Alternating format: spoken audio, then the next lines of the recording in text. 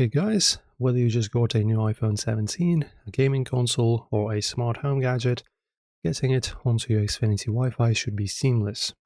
So there are two main ways to do this, the standard password method and the faster QR code shortcut.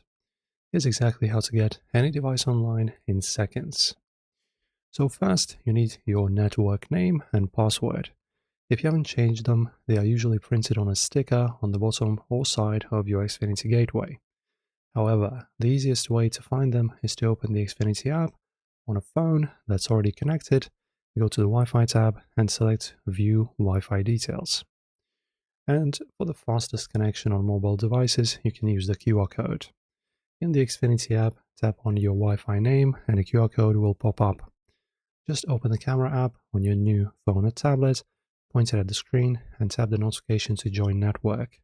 This bypasses manual typing entirely and eliminates password errors. And then if you're connecting a device without a camera, like a PlayStation 5 or a Windows laptop, go to the device's network settings. Select Wi-Fi, find your Xfinity network name from the list, and enter your password. Make sure you use the correct capitalization, as Xfinity passwords are case sensitive. And then smart plugs and light bulbs often require a 2.4 GHz connection. Xfinity gateways use Smart Connect, which merges the 2.4 and 5 GHz bands. If your device is struggling to connect, you may need to go into the Xfinity app, select Advanced Settings, and temporarily split the bands, or use the Troubleshooter Device tool to help app recognize the hardware. And once the device is connected, jump back into the Xfinity app. You'll see a notification that a new device has joined. Click it to give the device a custom nickname, like Kitchen Tablet, and assign it to a user profile.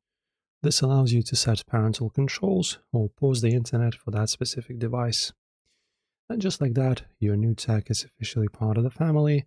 If this Xfinity setup guide helped you get connected without the headache,